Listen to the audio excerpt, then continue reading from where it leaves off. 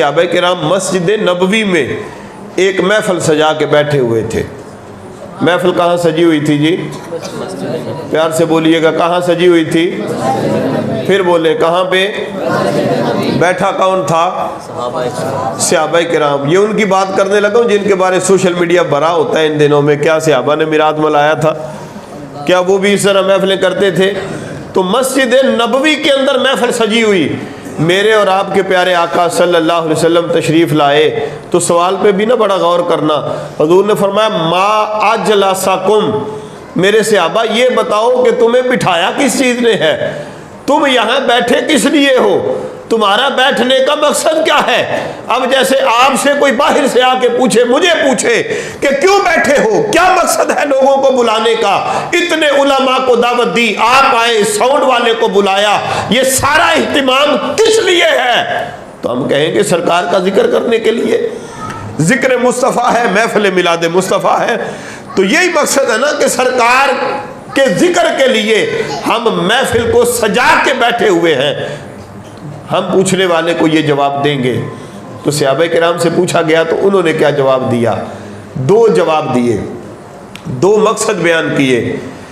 پہلے نمبر پہ کہنے لگے یا رسول اللہ، ہم بیٹھے ہیں ما اجلسنا الا نذکر اللہ، اللہ کا ذکر کرنے کے لیے بیٹھے ہوئے ہیں۔ سبحان اللہ۔ پہلا مقصد نحن نذکر اللہ وندعو اللہ، اللہ کا ذکر کر رہے ہیں، اللہ کو پکار رہے ہیں، ہمارا پہلا مقصد یہ ہے۔ اور دوسرے مقصد پہ غور کرنا، یا رسول اللہ ومنا علینا بیکا، آپ کو بھیج کر ہمارے رب نے ہمارے اوپر جو احسان کیا ہے نا، اس احسان پر اپنے اللہ کا شکر ادا کر رہے ہیں۔ جن کو سمجھ آئی پیار سے کہیے گا سبحان اللہ۔ ایک بار پھر محبت لو کہو سبحان اللہ۔ تو بھئی یہی تو میلاد کا جلسہ ہے، آپ نے غور نہیں کیا۔ مننا علینا بیکا، اب ان لفظوں کا ترجمہ کروائے کسی مفتی سے جا کے کہ جن کو ان دنوں میں بڑے ہی فتوے یاد آتے ہیں کہ جناب یہ ناجائز ہے، یہ حرام ہے، یہ بدعت ہے۔ یہ بات اپنی جگہ، ہم پوچھنے میں حق بجانب ہے کہ ہمیں بتایا جائے کہ ہمارے جلسے میں کون سا کام ناجائز ہے، ہم اپنی اصلاح کریں گے۔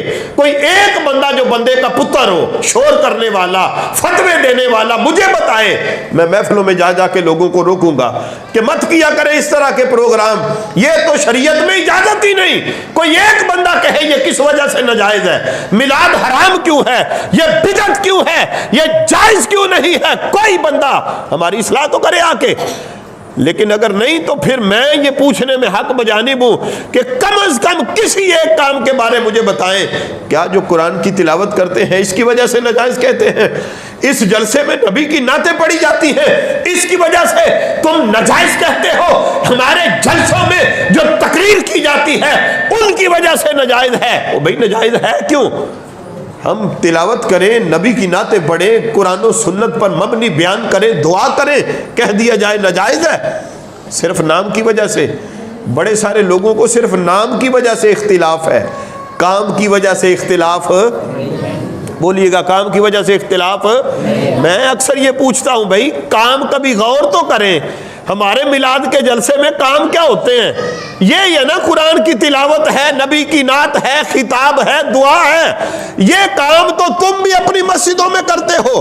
جو میلاد کو ناجائز کہنے والے ہیں یہ کام تو وہ بھی کرتے ہیں، کبھی استحکام پاکستان کے نام پہ، کبھی جلسہ شان رسالت کے نام پہ، کبھی جلسہ دستار فضیلت کے نام پہ۔ اگر جلسہ دستار فضیلت کے نام پہ یہ سارے کام کیے جا سکتے ہیں، اگر استحکام پاکستان کے نام سے یہ سارے کام کیے جا سکتے ہیں، اگر پروگرام کا نام دفاع پاکستان رکھا جائے یہ سارے کام کیے جا سکتے ہیں، تو پھر بتایا جائے کہ میلاد مصطفیٰ نام رکھ لیں تو یہ سارے کام ناجائز کس وجہ سے ہو جاتے ہیں؟ صرف میلاد کا نام ہی آ گیا تو اس وجہ سے ناجائز ہو گئے؟ صرف میلاد مصطفیٰ کہنے کی وجہ سے ہمارا تلاوت کرنا بھی ناجائز، ہماری نعتیں پڑھنا بھی ناجائز، ہمارے تلاوت و نعت پہ بھی شرک اور بدعت کا فتویٰ؟ تو یہ تو اپنی جگہ ہم سوال کرنے میں حق بجانب ہیں، لیکن جس انداز کی ہم محفل سجاتے ہیں اس محفل پہ اور صحابہ کی محفل پہ غور کر لیں اس ذکر پہ اور اس ذکر پہ غور کر لیں. انہوں نے جو محفل سجائی تھی اس کے مقصد پہ اور اس کے مقصد پہ غور کر لیں اور پھر مجھے بتائیں کہ فرق کیا تھا. ہم بھی یہی کہتے ہیں میلاد کے جلسے میں فضل رب العلا اور کیا چاہیے, مل گئے مصطفیٰ اور یہ اللہ کے شکر کا انداز ہے. ہم اشعار میں کہہ لیں, اردو میں کہہ لیں, پنجابی میں کہہ لیں, کوئی ہندی میں, کوئی سندھی میں, لیکن دیکھا یہ جائے گا کہ بات وہ موجود ہے کہ نہیں ہے, وہ چمک صحابہ والی موجود ہے کہ نہیں, وہ عقیدہ موجود ہے کہ نہیں, وہ نظریہ, وہ فکر باقی ہے یا اس سے ہٹ کے چل رہے ہیں. تو سوچ وہی ہے, فکر وہی ہے, نظریہ وہی ہے. وہ اس انداز سے کہتے وَمَنَّ عَلَيْنَا بِكَ یا رسول اللہ تو کل کے نا اللہ ساڈے تے بڑا ہی احسان کیتا ہے, اس احسان تے اسی اللہ دا شکر ادا کر رہے ہیں. ہم نے اس کو اردو میں کر لیا فضل رب العلا اور کیا چاہیے. مقصد وہی ہے, سوچ وہی ہے, فکر وہی ہے, تو ناجائز کیوں ہوا؟ اور پھر اگلی بات, اگر یہ ناجائز ہوتا تو سرکار مدینہ صلی اللہ علیہ وسلم منع کر دیتے, صحابہ کو روک دیتے. یہ جو بدعت کا فتویٰ آج ہمیں سنایا جاتا ہے حضور دے دیتے, صحابہ کو بتا دیتے کہ یہ تو ٹھیک ہی نہیں ہے. یہ تو تم جو میری آمد کا ذکر کر رہے ہو کہ آپ کو بھیج کر جو کرم ہوا اس کرم پر اللہ کا شکر, مطلب یہ ہے میرے آنے کا ذکر, میری آمد کا ذکر, میرے میلاد کا ذکر, میری ولادت کا, میری پیدائش کا ذکر, یہ تو ٹھیک نہیں ہے. میں نے آنا تھا, میں آ چکا, دنیا میں تشریف آوری ہونی تھی, ہو گئی. میرا میلاد ہونا تھا, ہو گیا. ولادت ہونی تھی, ہو گئی. اب ہر سال ہی تم میلاد ہی مناتے رہو گے, یہ محفلیں کرتے رہو گے, اور بھی بڑے کام ہیں کرنے کے. یہ آج جیسے مفتی ہمیں سمجھاتے ہیں جیسے ممبر و محراب سے بڑے کام ہیں جی, نماز کا سبق دے, لوگوں کو وضو سکھائیں, غسل سکھائیں. آپ یہ کہاں سے لے کے بیٹھ گئے؟ جتنی میلاد کی محفلیں ہوتی ہیں ان میں کوئی وضو غسل کا طریقہ بتائیں. میں کہتا ہوں اگر یہی ٹھیک تھا اور ٹھیک ہے, مطلب یہ ہے کہ اس تناظر میں اس کو بیان کرنا کہ میلاد چھوڑے, وضو کا طریقہ بتائیں, میلاد چھوڑے, نماز حج کے مسائل بتائیں. اگر یہ ہوتا تو سرکار کہہ دیتے, فرما دیتے کہ میں نے آنا تھا, میں آ گیا, تشریف آوری ہونی تھی, میری تشریف آوری ہو چکی, اب بار بار میری آمد کا ذکر کرنے کا کوئی فائدہ نہیں. یہ کہہ دیتے جیسے آج لوگ کہتے ہیں ناجائز ہے, یہ تو غلط ہے, شریعت میں اجازت نہیں, یہ تو بدعت ہے, یہ تمہاری نہیں ایجاد ہوگی.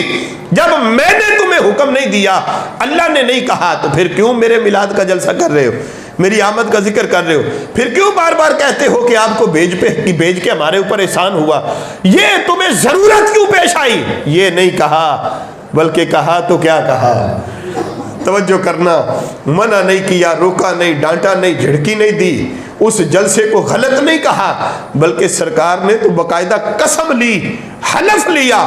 حضور نے فرمایا اللہ ما اجلسکم الا ذالک, فرمایا قسم کھاتے ہو کہ تم یہی کر رہے ہو. سمجھ نہیں آئی آپ کو؟ قسم کھاتے ہو, حلف دیتے ہو کہ واقعی میلاد کا جلسہ سجائے ہوئے ہو, اس بات پہ حلف دیتے ہو. تو صحابہ بھی کہنے لگے وَاللَّهُ مَا أَجْلَسْنَا إِلَّا ذَلِكَ, یا رسول اللہ اللہ کی قسم ہے ہم یہی جلسہ سجا کے بیٹھے ہوئے ہیں, قسم ہے اللہ کی, مقصد یہ ہے. تو سرکار نے فرمایا اما انی لم استحلفکم تہمتا لکم, فرمایا سنو, میں نے اس لیے نہیں پوچھا کہ مجھے کوئی شک تھا تمہارے جلسے پہ, اس لیے میں نے سوال نہیں کیا, قسم حلف اس لیے نہیں لیا کہ تمہارے اوپر کوئی تہمت لگانا چاہتا ہوں یا کوئی شک تھا, یقین نہیں تھا.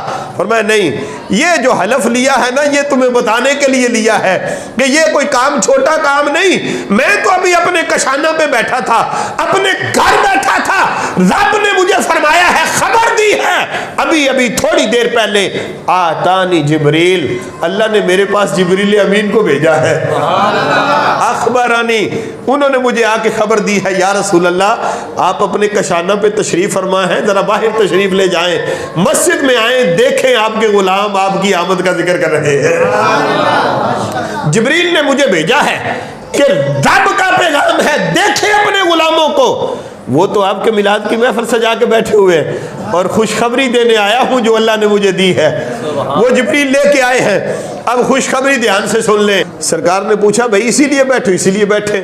فرمایا میرے پاس جبریل آئے ہیں, نے اخبارانی, مجھے خبر دی ہے, ان اللہ یباہی بکم الملائکہ, یا رسول اللہ اپنے غلاموں کو بتا دیں تمہارے اس جلسے کی وجہ سے وہ عرش و فرش کا مالک، وہ زمین و آسمان کا مالک اس میلاد کے جلسے کی وجہ سے تمہارے اوپر فخر کر رہا ہے۔